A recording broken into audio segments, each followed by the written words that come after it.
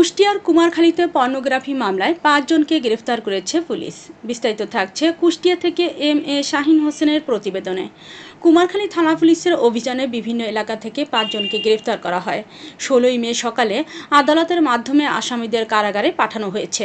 আটককৃতরা হলেন কুমারখালীর দুর্গাপুর গ্রামের আশিকুর রহমান সজীব, শিলাইদহের নাউতি গ্রামের আবু জাফর, একই ইউনিয়নের জাহিদপুর গ্রামের তারেক মণ্ডল, নয়ন শেখ ও ঝিনাইদহের শৈলকুপা থানার পুরাতন মালিথিয়ার রাব্বি মলিক। এজাহার সূত্রে জানা যায়, মামলার প্রধান আসামি মনসুর আলী সৌদি প্রবাসী। ভুক্তভোগী নারীর সঙ্গে যোগাযোগ মাধ্যমে ইমোতে ভিডিও কলে কথা বলতেন মনসুর। এক পর্যায়ে তাদের মাঝে গভীর সম্পর্ক হয়। ইমো কলের অশ্লীল ভিডিওতে জড়িয়ে পড়ে ওই নারী।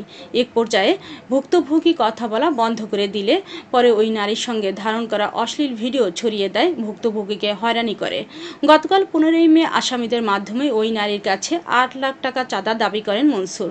ভুক্তভোগী কুমারখালী থানার পর্নোগ্রাফি আইনে ৬ জনের নাম উল্লেখ করে মামলা করেন। কুমারখালী থানার ওসি সুলাইমান শেখ বলেন, গতকালকে শিলাইদহের এক গৃহিণী অভিযোগ করেন যে তাকে বিভিন্ন নেকেড ভিডিও দেখে ৮ লক্ষ টাকা চাঁদা আদায়ের অভিযোগ আসছে।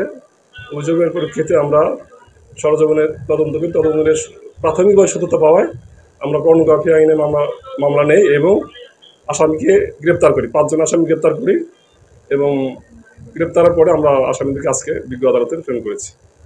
আসামিদের কাছ থেকে যে আমরা মোবাইল পেয়েছি, মোবাইলে ভিডিও আছে, মোবাইল জব্দ করা হয়েছে।